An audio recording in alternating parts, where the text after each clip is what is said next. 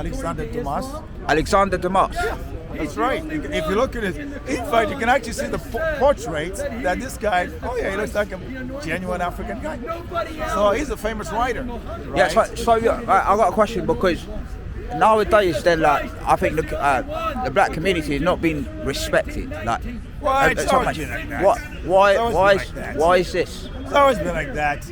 If you're a minority in a society, then you get marginalized. In North America, the Native Americans have been marginalized, put in reservations, etc. But now they're coming out and doing tremendous works of their own because they've been forced to adapt and innovate things, right? So African peoples living in America or Britain have actually the exact same thing. Yeah. Okay. If you look over there are traffic lights. Yeah. Right. Who invented those? Garrett Morgan. Right. A black American. Garrett Morgan. Yeah. Invented the traffic hospital, light. Yeah. Right, you have blood banks that saves people's lives. Oh, the blood banks, yeah. Yeah, the man who designed blood banks in the Second World War was another black American, Dr. Dale. Okay. So there are hundreds of other examples. So what happened to these inventions, the patent? People still using them, yeah. I mean, you wear shoes, right? Yeah. Yeah, I wear shoes, yes. Right. The man who designed modern shoes, right? He actually used what is called the African head, which actually was revolutionary to making cheap shoes. The African head? He was an African American guy who actually designed it. Designed the modern shoes, and everybody wears shoes today, but... They're direct descendant of this guy's work.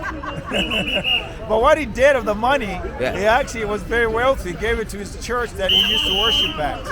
So he said, you can use my shares for the welfare of people in this church. So that's his legacy. Right, so why is this organization, most of these black inventors, they're supposed to have the patent and ownership of the organization?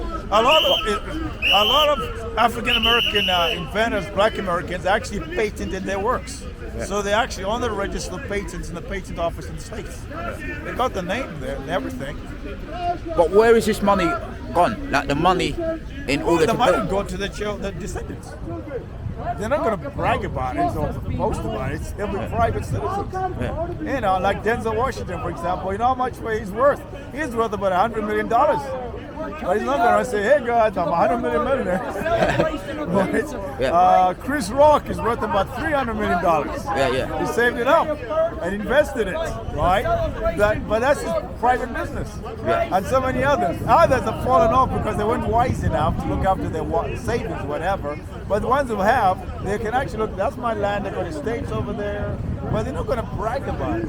They're just humble. But why is the black community so poor though? Like when you go in America and here as well, like most of the black community live in these ghetto areas. And if most of these black inventors had the money and they've got the money till today, but they've not invested in their own community. What's going on? They do with the black inventors. The problem is politics in the black American communities, right? Yeah. Hard work, thrift, savings, investments, right? Those are what makes people rich in the long run.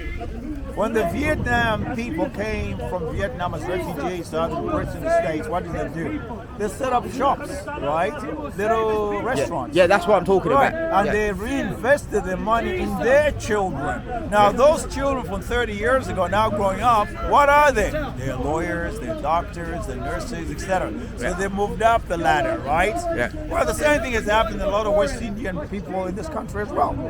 From the Windrush generation, now you find a lot of black kids, they've grown up. Some are becoming professors in education, etc. You may not hear about them, but they're quietly getting on with their lives.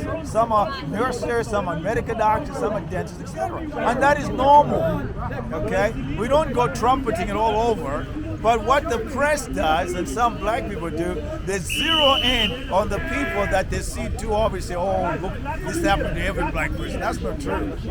In the States, for example, we have a problem with the Democrat political party.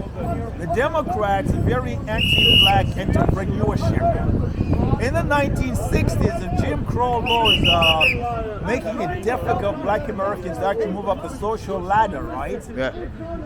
Black families had two parents, father and mother. So there's cohesion of family standards. No matter how poor you are, that's very important. Yeah. So that you bring stability to the children growing your family. Now what's happened 50 years later is that there are too many one-parent families in the black community against all other national groups, whether the Native Americans, white Americans, whatever. Yeah. In fact, the rate is like 3-to-1, which 3 is to 1. terrible. Yeah. And that's why you get the ghetto idea mentality coming. There's no father figure.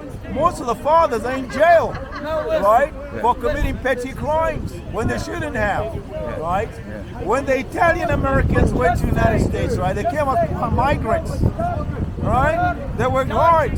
Same thing the Vietnamese, same thing the Chinese. Everybody had to get to grips with the fact that this is life, we're going to make the best out of it, and my children and their children should be up there.